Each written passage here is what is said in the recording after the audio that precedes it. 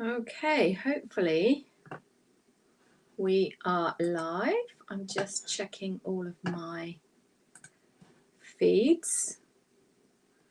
We'll just give it a moment to check it's all going live. Sorry, my cat decided to join me at the most inopportune moments.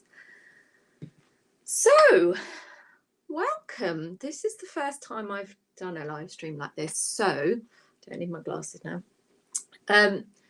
If you're here because you've never made a sweater and you're feeling a little bit uncomfortable, you're in good company because this is all quite new for me. So I'm hoping there's going to be no technical glitches. Hopefully you can all see the chat function. So if you have any questions, if you can hear me okay and everything, do say hello in the chat box and I can check that I can see your comments.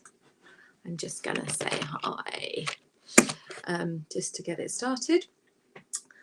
So, okay, with that, I'm just going to assume, good morning from Alberta, Canada. Hello, thank you very much for saying hi. Happy to have you here. Hope it's not too early for you over on the, I don't know if Alberta is east or west coast. Sorry, that's my geographical ignorance. And hi Lizzie. Hi, Sonia. Glad you can hear. Okay, shall we get started?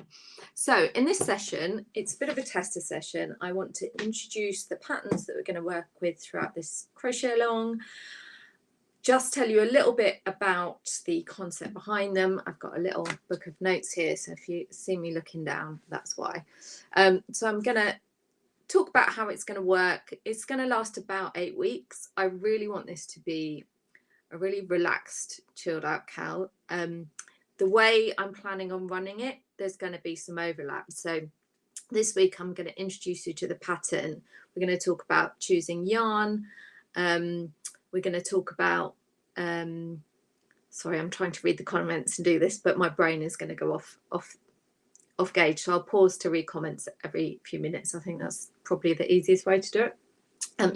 So I'm going to talk about choosing yarn. We're going to touch on swatching, and I'm going to give you the goal this week of making and measuring your swatch, which we'll get to. And then next week, what we'll do is we'll look at gauge, we'll discuss your swatches, check you've measured them right. We'll talk about choosing size, and then we'll also talk about yokes and how they work, which will be the following week's update.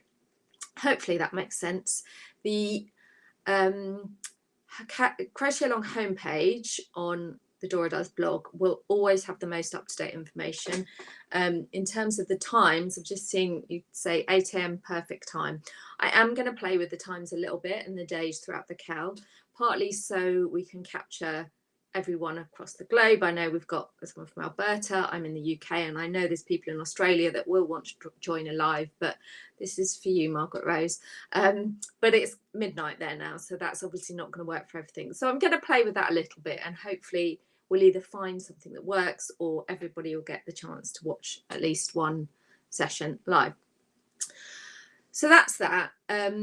The ways that you can join along, you don't have to watch the lives. I'm going to send email updates every Friday, which will have kind of the plans for the upcoming week. Then I'll do a live at the weekend. The next 2 weeks it's going to be on a Sunday because I have plans next Saturday, and then the Saturday after we have this little coronation thing going on in the UK, so everybody's going to be glued to their TV sets, I imagine, or hopefully having street parties and enjoying one another's company. So yeah, definitely going to be a Sunday for the next 2 weeks, and then we'll kind of see how we go. There's a lot of playing by ear because, like I say, I've not run an event like this, but I'm excited. I'm excited to see you pop up in the chats. I've had some awesome feedback from people who have maybe had the patterns for a while and not got around to making them, or maybe looked at it, gone, oh, it's too much, or maybe are halfway through and just need a bit of motivation. So there's a whole range of you that are going to be joining in. And like I say, the Cal homepage is the place to go. I'm hoping that I'm also live on Facebook at the moment, but I'm trying to just check that on another screen here. Yes, I can see myself. Hi, Facebook folks. That's in the My Crochet Wardrobe group. So fingers crossed I've made the tech work right, and I'll be live simultaneously on YouTube and in Facebook. You can ask any questions in the chat. I'll try and answer. Saskatchewan as well. Yay to the Canadians. I have family in Canada, so I have a very fond feelings for Canada, and Arkansas as well. Lovely to see you all. So that's kind of a little bit about how it's going to work. Like I say, drop questions in here if you can't join live. If you pop questions in the comments on the blog homepage, what I'll do is I'll collate any questions that come up through the week, and then I can make sure I address them in the live. So if you miss it, I can always direct you there. Likewise, hi from Boston. Likewise, if you don't get a chance to make it in the comment and you're on the email list to get Cal updates, then just hit reply and tell me. You know, there's lots of ways you can communicate. I've just got a lovely message from Dawn saying I pronounced Saskatchewan right. There's a very deep, long ago family history with Saskatchewan, so I'm quite I'm glad I got it right. Let's put it that way. Okay, family tree aside, let's get started. So I want to talk a bit about the two patterns that we're going to work with, and give you an option for a third if that's something you want to try. So the two main patterns are the Any Yarn Will Do cardigan and the Any Yarn Will Do sweater. I'm wearing the chunky version of the sweater, which is actually, I was freezing earlier, which is why I've got the scarf on as well, but I'm actually quite warm now. So the theory behind the designs, if you've not worked it out yet, is that they can be worked with any yarn. It's a great stash buster. In fact, this sample was made just with bits from my stash, which is partly why it's cropped and short sleeved. And the stitch I use is quite sparing with yarn. You know, some stitches are real yarn eaters, aren't they? Whereas this, you get a lot of bang for your buck with this stitch. I'll come to that in a bit. But the idea is, I designed the first pattern, and there's a whole blog post on that, so I'll try not to repeat that. It's linked in the homepage. Is meeting gauge can be quite tricky, and it can be the one thing that really puts people off working on crochet garments or crochet things that fit. They'll make something, they go off gauge, it doesn't fit, they feel like it's a waste of time, and all of us have probably been there at some stage or another. So I wanted to make one pattern that basically offered a range of gauge options. And the way I did that was to look at the most common yarn weights. So you've got 4-ply fingering, which I think is category 2 if you use US terms. You've got double knit or fine, which is category 3. And then you've got things like sport and baby, which kind of fall between those two categories. Then you've got worsted or aran weight, again, loads of variation. Then chunky or bulky, which I think is up to a 5, and then super bulky or super chunky, which I think is a 6. So in both patterns, if you've had a look at the patterns already, you'll know this, and that's one of the other little goals I've given you for this week. If the pattern's new to you, they're both quite long patterns, and I know that, but read through all the notes before you get started. You don't have to read the pattern bits in detail, but just read through. I always say crocheting a garment is a bit like a car journey.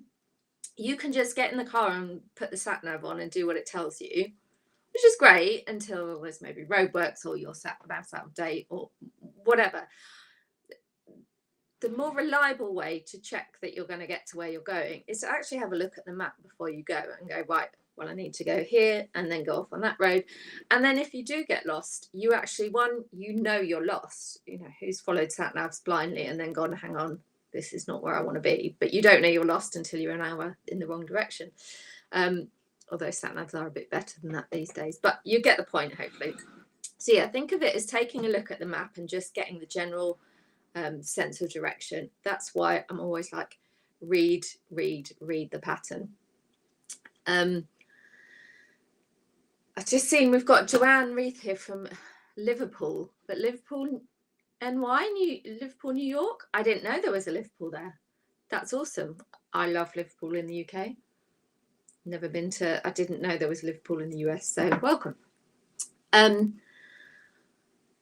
Okay, so that's the idea behind the patterns. And the main idea was because I wanted to give you options when it came to your gauge. So you've got to make a swatch. You've got to make a swatch when you make a garment, unless you're happy and confident in just freestyling it, which is a choice.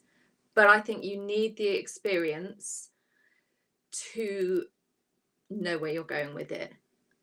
And like I say, if you're good at freestyling or freeform crochet and you can, you know, you're happy to freeform it, that's great, you know, no shade.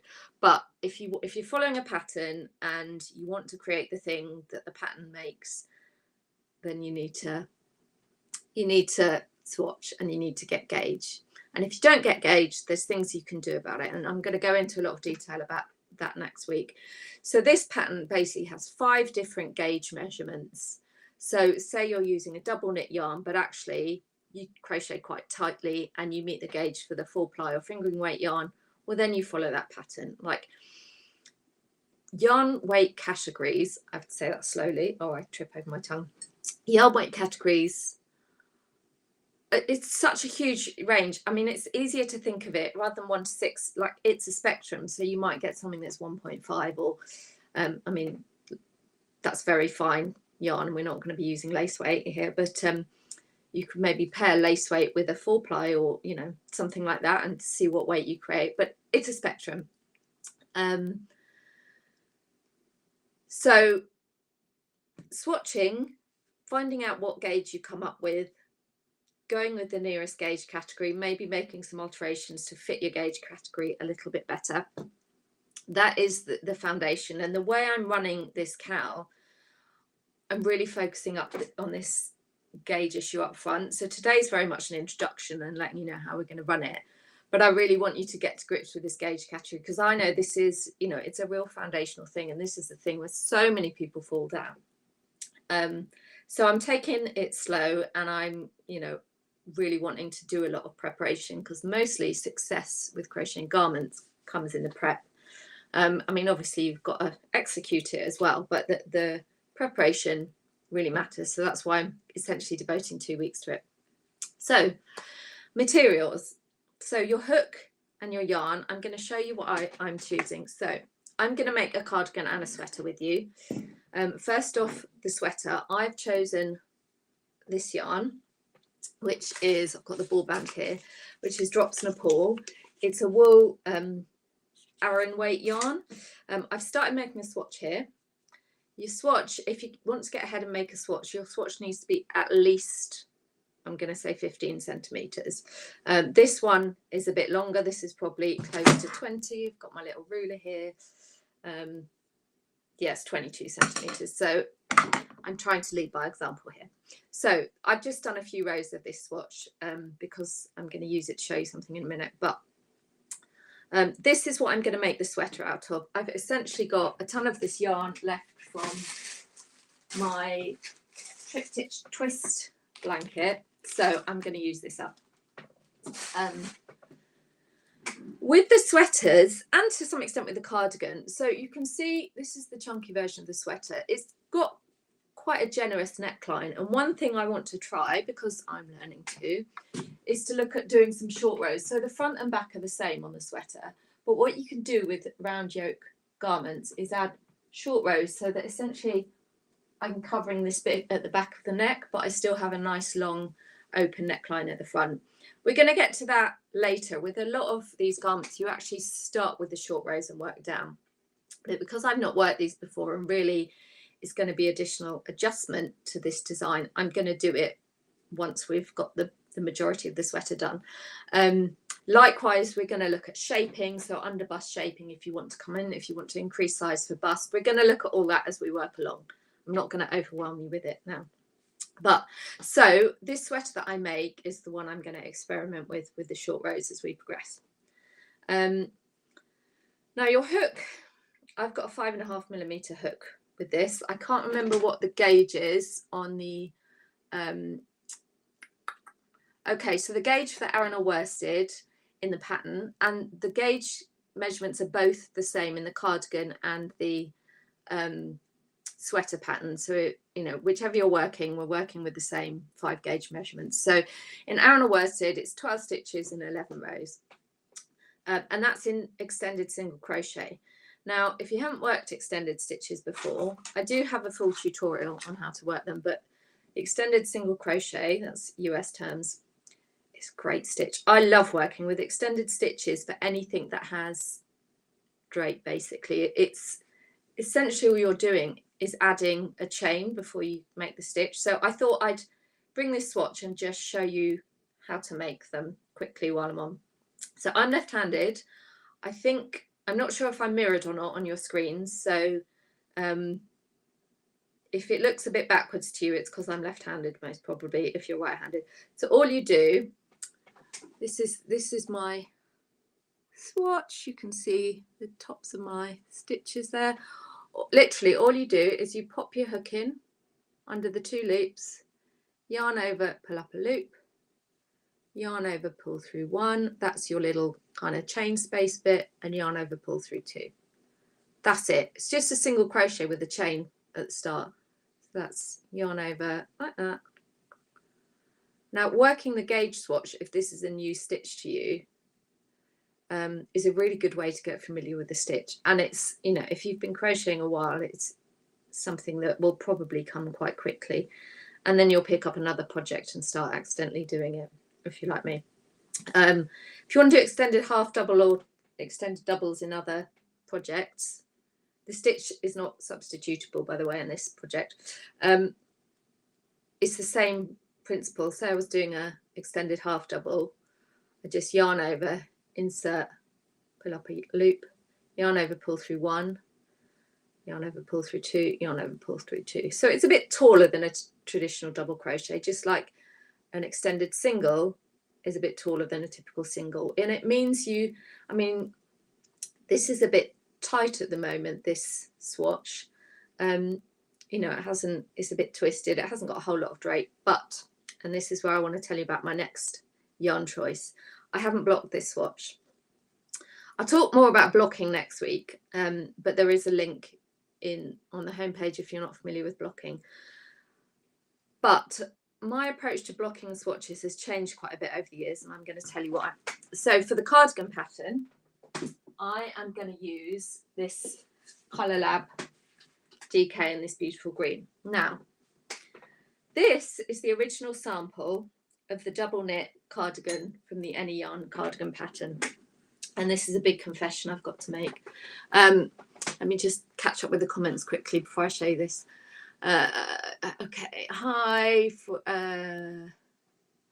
night. Yes, for the short rows, and I hate having a cold nape of the neck. Yeah, it's going to be a new thing for me, and I'm working on a design at the moment that's got short row catsuits, so I'm really like getting curious about short rows and how you can use them, and I'm hoping they're going to work okay after the fact. So we're all kind of learning together in this one. And like the joy, if you have a nape of the neck, crochet yourself a shawl to keep it warm. Anyway, back on point. So this is the original sample for the Any Yarn Will Do cardigan in double knit. This was, I think, the 6th or 7th cardigan sample that I crocheted up for this project, and I did not block my swatch. So I know I can match gauge because it's my gauge. However, your gauge changes, the tension you crochet with changes depending on all sorts of stuff. So even though you roughly know your gauge, I mean, some crocheters might be great at getting bang on the same gauge every time in the same stitch. I kind of assumed by, you know, sweater number with the sweater as well as the cardigan samples, that's like probably 15 sweaters in this stitch. So I just cracked on. So when I came, this is a wool yarn, it's 100% wool. This is West Yorkshire Spinners Colour Lab. I really like this double knit yarn, but I learned when I blocked this, it's quite stretchy. So actually, this cardigan, I'm going to put it on over this sweater. It's way too big. Look at the sleeves. Hello.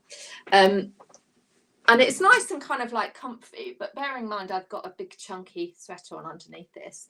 And I love the buttons. These are from my grandmother's button box, which I love. But the truth is I just don't wear it because it's not a good fit. So I made the decision that for this cowl, I'm going to frog this whole cardigan. And I'm going to do it again. So between now and next week, I'm going to pull this all apart, which might take some doing because it's just been in a drawer for a while, not being worn. But I hate not wearing items that I've made. So I'm going to frog it. I'm going to give the yarn a little bit of a steam and let it have a rest. So often when I'm frogging items like this, what I'll do, I'll obviously unpick all the sewed in ends, and I wind it into a ball. But I tend to, so say I'm winding a ball, I tend to, oops, just dropped it, wind it around my fingers, and I'll like put a finger in the way just to keep the tension loose, and then I'll take my finger out. So it's not a very good example, but hopefully you get the gist. So I'll keep a finger on it and then let it go, because it stops me like stretching the yarn further. And then I'll maybe put it in the bathroom or somewhere in a steamy environment, because that helps it helps get the kinks out, and it helps the yarn sort of just gives it a refresh a little bit. So the moral of the story is block your swatch. Now, depending on what fibre you use, the amount of or the extent to which your gauge is going to change with blocking is going to depend on the fibre. It's going to depend on your existing tension. So some of you, for some of the other things where I've maybe used acrylic yarn, excuse me, I've got terrible hay fever, just need to take a drink. I might start coughing in a minute. Yeah, so in an acrylic yarn, for example, you might find there's very little movement in the swatch. This stitch pattern has a reasonable amount of stretch. I mean, you can see, but it has more stretch between the rows than it does between the stitches, which is quite standard of crochet. But we want movement because we want it to have a nice drape. Like, even though that's kind of quite a chunky woolly, I mean, it's only double knit, but the way it works up, it's got a lot of loft in the yarn. You want it to have a bit of movement and not be too stiff. So there's lots of things to bear in mind with your gauge measurement and gauge swatch. Next week I'll have made this swatch and I'll be able to kind of give a bit more of a demo with it. So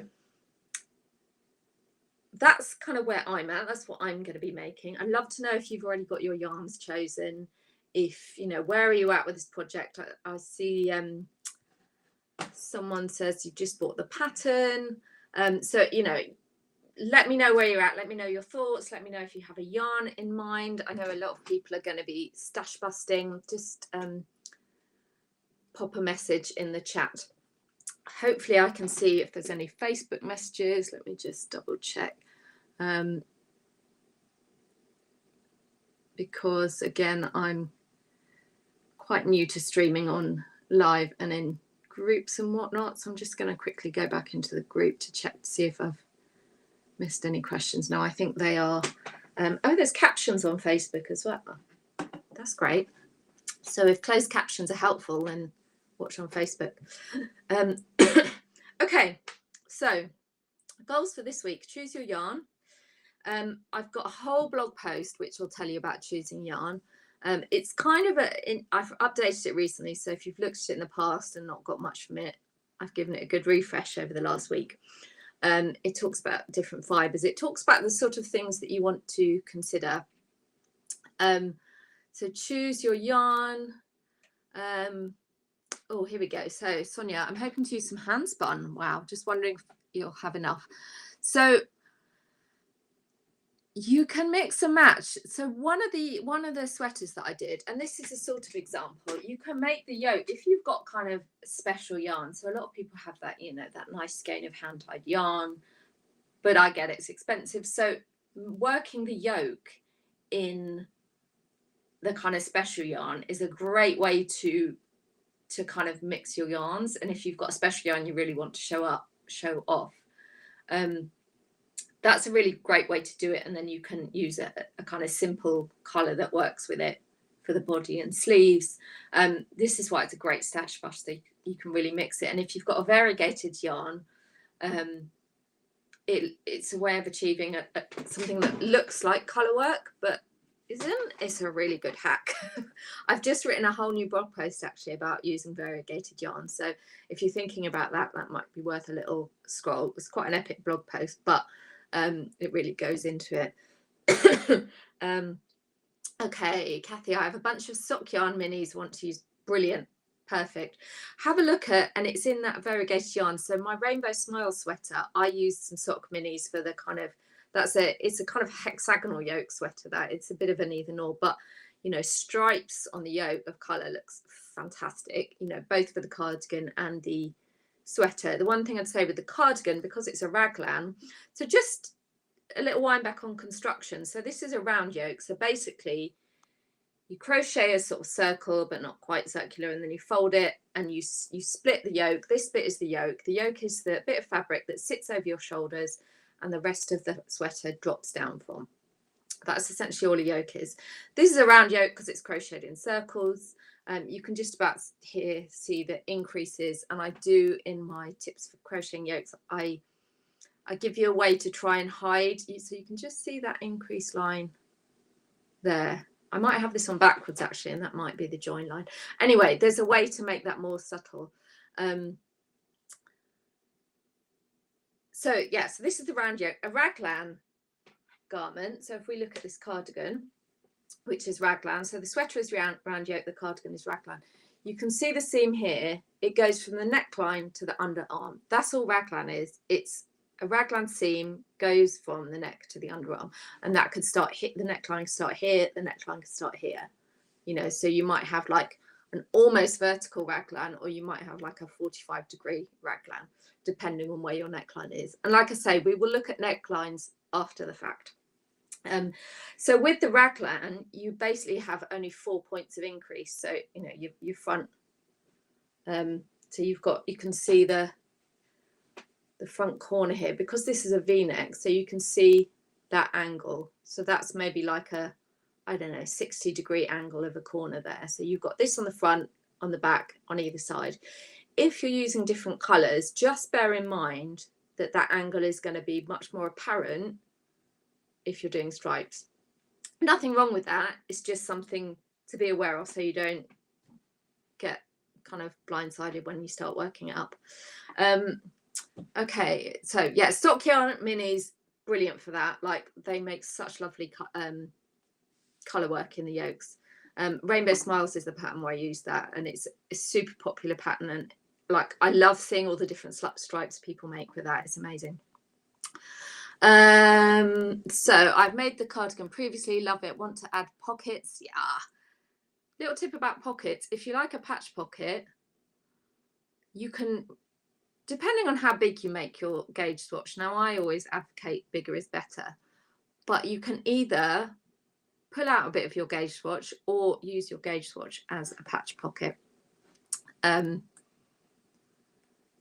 Okay, make sweater, add pockets to the cardigan. Love pockets. Just put both patterns. Think I'll start with the sweater. We'll likely go with DK or Aran. Great tip, blocking your swatch. Always block your swatch. Always treat your swatch the way you're going to treat your finished garment. So if you know, and when you wear garments, they do stretch, like it's gravity. So you just need to mitigate that, and blocking your swatch or washing it really helps give you information about how that will work.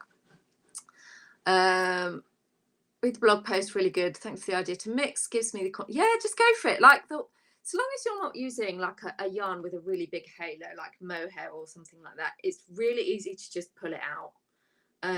I'm making a mohair shawl at the moment, which I don't have in here, but I ended up having to frog quite a bit, and I kind of got into it in the end, but putting it in the freezer apparently is a good way to frog those. But the point I was making, stay on topic, was that it's really, yeah, you just frog it and start over. You know, you there's very little that you can actually do wrong that you can't put right, you know. So just go for it, but do your gauge swatch. And also, if you're using different yarns, just bear in mind that your gauge is probably going to vary with those yarns. So it's good to get an average idea, and there are ways that if you're starting to go off gauge a little bit throughout the project, we can mitigate that, and we'll talk about that because I'm sure it'll come up as we get along. Because so often, and I do this as well, you start and you're on gauge, and then you get to here and you're like, oh, my gauge is really tightened up. Now what do I do? You know, do I have to frog it? sometimes, not always, or the other way, your gauge can really, and I think that's what happened with this green one. I think I started all right, because I was hurrying to, you know, I was sort of rushing through it, my gauge just went looser and looser. When I used to do exams back in the day, as the time ticked down exams, my writing, so I'm left-handed, so I kind of struggle with smudging writing anyway, but my writing, my letters would get longer and longer and longer, until in the end, because I'm trying to write so fast, I'd have about like 3 words on a line. Anyway, try not to digress. Lizzie, I've chosen indie dye variegated gorgeousness held double with a plain yarn. Yes, pale plain yarn, to give a soft and variegated effects. Love that. That sounds amazing. I can't wait to share. Also, if you're on Instagram, use the hashtag Any Yarn Cal, CAL, because I'm really excited to see what you do. Also, if you're in the My Crochet Wardrobe Facebook group, I'll make sure there's a link to that in the blog post if you're not a member already. Like, share your pictures, I'm like really excited, and also seeing other people, it just helps motivate us all. I'll definitely be sharing my progress. Okay. Susan, Hobby Lobby Yarn Bee Soft and Sleek DK Color Dijon. Oh, I'm assuming Dijon is like a mustard yellow. That sounds amazing. Usually skip the blogging and hope for the best. You're not alone. I'm okay with big and loose, but this time you're following the rules. It's like, Susan, you're not alone. I promise you. So many of us do it. You know, I do it on occasion. But again, if you know how to correct it, you can be a bit kinder to yourself. But it's really good to do it right. Oh, I don't like the word right, because right is a bit absolute, but it's really good to follow the rules so you can understand them, and then if you choose to break them, you're doing so in an informed way. That's kind of how I see it with crochet. You know, people say, oh, you must never mix this, or you must never do that. Well, no, understand what happens if you do that. So understand what happens if you don't swatch or don't block your swatch. And the typical thing that happens if you don't block your swatch is it looks great when you first finish it, and then you wear it 3 times and it gets longer and longer and longer. I've done this, and I think stretch is something I've been thinking a lot about recently, and how to mitigate it. The way I tend to do it, say you've got something like a cardigan, you know, it's all about having a construction that suits your yarn and your stitch. So this is quite a light sweater, you know, so I've obviously got the yoke seams, and the yoke is where the construction happens. Everything hangs off that. If you've got a cardigan that's made from pieces and you've got a side seam, that side seam is probably going to help with the structure. It's going to, you know, unless it's a really stretchy seam, it's just going to help it hang together nicely. One of the other things I do is when I'm doing a button band, and I do this on the cardigan, I will often work a row of slip stitches in the button band, because it just helps resist, because obviously slip stitches are generally tighter, so it just sort of helps it last a bit better. So yeah, like I say, if you don't want to block it, that's just know what might happen. And actually there's so much difference with different yarn fibers, but if you have a fiber you use regularly, it's really worth getting to know how that particular fiber behaves, because if it's something that doesn't really stretch, obviously the stitch pattern is potentially going to introduce stretch, depending on, you know, what kind of pattern you're using, depending on whether you're working with a small hook for the yarn or a large hook for the yarn. The reason I'm happy with this being tight is because I know it's an alpaca wool blend, if I remember rightly. Yeah, 65% wool, 35% alpaca. Alpaca actually makes me cough when I'm working with it as well, so not helping with the hay fever. But I know that when I block this, I'm fairly sure that when I block this, it's going to stretch quite a lot. So we'll see.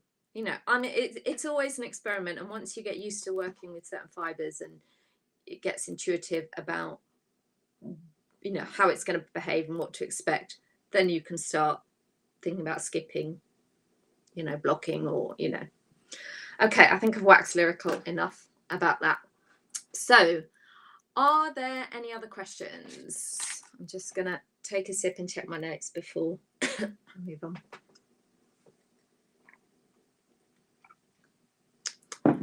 Okay, I can't see any questions coming in there, and I think they're all sharing to my screen. So that's pretty much everything I wanted to say today. So I'm just going to round up, read the pattern, read all the notes, just do it, get a cup of tea. I know there's a lot in there, but think about your little map. Think about not getting lost. And I've now got a bit of fluff in my eye. Choose your yarn. Choose a hook that you think is suitable for that yarn. If you want to get ahead, start swatching. And yeah, that's basically it for this week. Just kind of get your material sorted. So Susie, I'm trying to envision what when the short rows will come into play. So if you were working a typical knitted yoke jumper, you would actually start with the short rows. So I hope you can see me if I turn around. So you'd start at the back with kind of a short row here, and then the rows would get longer and they'd fill in this space. That's how a sort of top-down garment that has short rows built into the main pattern body would start. With this design, because I've not designed it for short rows, but it's something you can add, we'll add them at the end, you know, once, or at least once we've done the majority of the body and the sleeves. Again, it's going to be a bit of an experiment, but short rows can also work in the collar. Now, what I'll do is I will try doing the short rows in the same stitch. So it'll be, I mean, you can see I've got a little tank top one underneath that you can see. So short rows before sleeves, I think that says. Yeah, I mean, sometimes what you can do, and this is a tip I saw recently about working yokes, or yoke sweaters. Once you've got the main yoke split, you can actually do the rest in kind of any order. So a great tip I saw, I think it's from Joanne from the Crochet Project, who really knows her stuff. She was saying that, you know, once you've done the yoke, so you then get to an end of the ball, you can actually then take a break from the body and work the sleeves, because you have, you know, with sleeves you're turning. So this is all worked in turned rounds. So you go to one side, join the round with a slip stitch, turn and go back the other way. So that includes the yoke, that includes the sleeves. So you get the same stitch pattern throughout the sweater. Yeah, so what you can do is you work the yoke, finish your ball. So I could like stop with the blue, and then, so in this one, I've worked the yoke in the blue down to here, carried on with the body, and then I've come back and I've worked the sleeves in blue. So for this one, I didn't know how much yarn I had left. So I kind of probably stopped this, you know, work the sleeves, and then, I mean, I managed to make it so I've got the same, you know, the lines the same. But if you're stash busting and you're not sure, kind of work a bit until, you know, so you get an even finish. So you can then do the sleeves, you know, as soon as you split the yoke, if that's what you want to do. The tip was that you've got less bulk in the body because you're like turning it around on your lap.